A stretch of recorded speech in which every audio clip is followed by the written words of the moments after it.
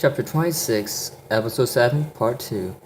Alright, good news. Wait's over. Let's get something straight, shall we? I have a badge. Now, we all know that badges are usually a sign of importance. You give them to people with the kind of authority that basically lets you tell people that you're better than them and that they better listen to you if they know what's good for them. At least, if you're that kind of jerk. If you're not, then there's signs that what you say you should probably listen to, but it's not really a requirement. At the very least, it might be best you listen to what they say. With that in mind, one could probably understand why I stood in the middle of a mostly undecorated apartment, glaring viciously at the person in question while my left eye twitched violently, and 5 almost complete strangers stared at us with a mixed confusion and interest. What are you doing here? Not so much a question as it was sublime, suggest that the person make themselves scarce. Quickly. My so-called best friend suddenly smiled. I thought I'd help out a bit. I walked over to where Ibuki stood, dragging my gradually weight-gaining, losing leg behind me slightly. It's hard to get a failing leg to look like it's working just fine, let me tell you. Once I was right in front of her, I enthusiastically set my hands down on her shoulders and began dipping my fingers into her. I told you to go home, I ground Doug in harder. She began yelping in both pain and panic, considering that my grip started to drive her to her knees with the box in her arms. Stop! She cried, slowly sinking to the ground. I'm gonna drop this. You'll be like if I don't drop you. I kept digging, letting my frustration take over for a little while. That turned out to be a mistake on my part. As soon as she was low enough, Ibuki flung one of her legs and swept me off mine. It goes without saying that my backside once again acted like a cushion and broke my fall. Now, she gloated a bit. Who was going to drop who again? I was too busy giving her a pain glad to actually answer her. A few snickers and chuckles came from the people watching around us. You know, C said, looking at Jack, they kind of remind me of you and Sky a while back. Jack rolled his eyes. Oh, please, you're nothing like that. Sis giggled a bit. Sure you were. Only you two weren't that mature. Sky rolled his eyes. Yeah, funny. Great. Now I'm being compared to 2 guys who I barely know. I half expected my friend to pull a rubber nose on my box and hand it to me. I mean, what do I look like? A clown Reploid? I huffed quietly for a second, not too happy with the people surrounding us. After the brief sulking, which also gave my poor backside a moment to recover from his second painful landing of the day, I finally pushed myself up to my feet and offered Ibuki a hand. Sorry, I said. I just wasn't expecting you to be here or anything like that. Ibuki sat down her box and took my hand so I could pull her up. No problem. To be honest, I didn't think that I'd be here either. Wait, what? She could see my confusion. Yeah, I wasn't sure whether or not you needed my help. When I got home, I decided I might as well come out here and see what's up. I ran into her while we were unloading our stuff, Sid added. She wanted to help, so I showed her where we were setting up. I sighed. Ibuki was one of those stubborn types that you couldn't get to change her mind if you paid her millions of cents to do so. Alright, but you can't say a word about this to anyone. Got it? Ibuki smiled again. Iris, give me a little more credit than that. I can keep a secret, you know. Right, I forgot. Keeping secret keeping came with the whole ninja thing. Now then, Jack said, if we're just about ready, we should put a plan of action together. Right, Ibuki said. Let me finish this first. She picked up the box and started toward the door. What's in the box? I asked. Ibuki shrugged. Nothing. Wait, she didn't want to drop an empty box? Seriously? We waited as Ibuki opened the door and disappeared for a moment. Not because she used some kind of cool ninja technique that caused her to vanish, or because she took off like a plasma bolt from a buster gun, but because she closed the door behind her. Sometimes, though, I wish she'd do something ninja-like, instead of constantly beating me up at the most inconvenient times. A couple seconds later, she returns Sans box. A little too quickly for a normal person to go through out a cardboard box, but that's part of her whole thing, I guess. Once we were ready, the 8 of us, I can't think as a person, thank you very much, circled around the table. Jack set a small circular projector at the center of the table and pressed the button. The projector displayed a small hologram of the tower in the surrounding area. Right, Jack started. So, we're here.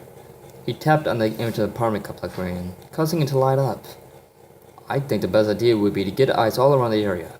We could set up watch spots here, here, and here. He tapped 3 spots around the tower. and the 3 small green lights turned on where he touched.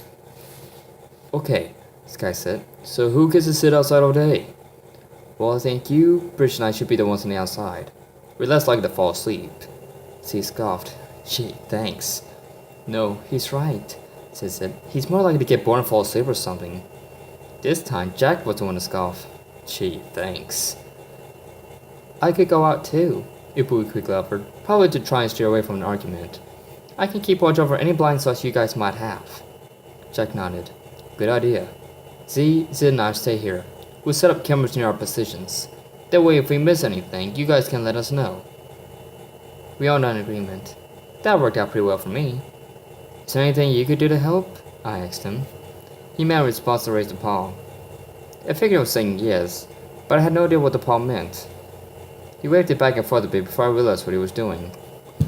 I followed his paw with my eyes and found that he was pointing to a window. He wanted to be let out for whatever he wanted to do. What do you think he's going to do? Boogie asked. I shrugged. I don't know. I was just wrong with it though. What else could I do? With my leg feeling like it was facing up again, it was bad that I didn't move around too much and make it worse. Not until I could get it looked at. Until then, I could only hope that my leg wouldn't get any worse than it already was. Big hope. Jack sighed. Right. Now that we know what to do, I say we get out there and do it. Right, the other officers chirped. Ibuki and I nodded. Time to do what we needed to do. As it turns out, doing what I needed to do meant returning to the apartment's restroom so I could do a little quick maintenance on my leg.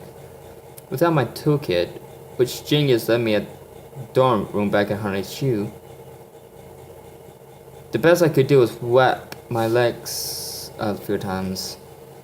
I started getting some feeling in it, which was good. I just hoped that if things came down to it, it wouldn't give out on me again. Once that was done and I roared off as a personal emergency to the other two in the apartment, it became a game of hurry up and wait. A game that would be played by watching the monitor. A really boring game.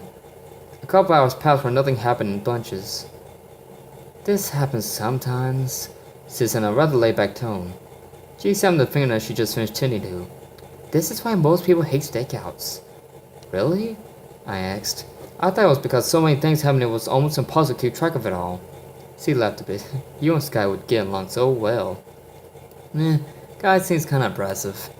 Don't let him get to you. He's actually a pretty nice person deep down. I scoffed a bit. Got me fooled.